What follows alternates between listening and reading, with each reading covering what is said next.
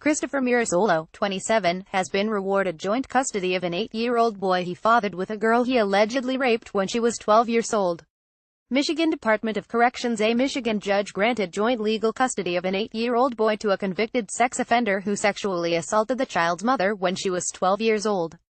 Christopher Mirasolo, 27, of Brown City, was granted joint custody of the boy after a DNA test showed he was the child's biological father. Rebecca Kiesling, the victim's attorney, said, Fox 59 reported.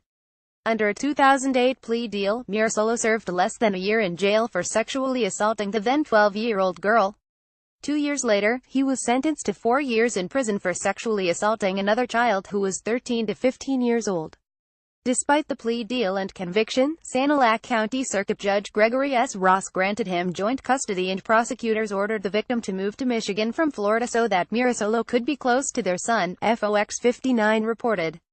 This is insane, Kiesling told Detroit News. Nothing has been right about this since it was originally investigated. He was never properly charged and should still be sitting behind bars somewhere, but the system is victimizing my client, who was a child herself when this all happened. The Detroit News reported the case could be the first of its kind in the state and maybe the nation. The judge also restricted the child's domicile and residence, disclosed the rape victim's home address to her rapist, and ordered his name on the birth certificate, all without the mother's consent or any opportunity to be heard, Kiesling continued.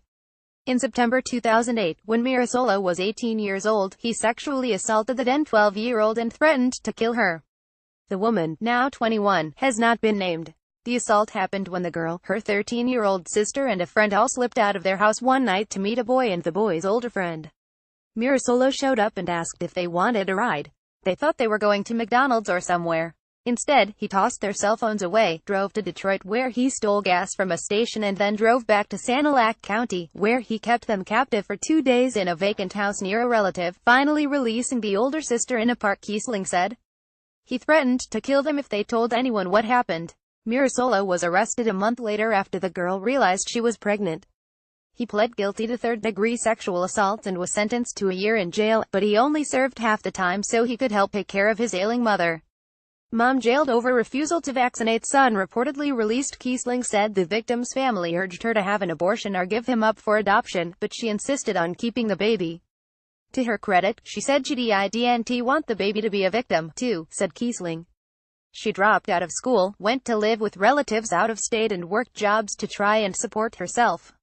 Michigan woman with special needs held in shed and sold for sex by couple, police say. Barbara Ayaki, Mirasolo's attorney, said it is still unclear what kind of relationship Mirasolo will have with his son. I don't know what his plans or intentions might be regarding any future relationship with the child, his attorney told the Detroit News.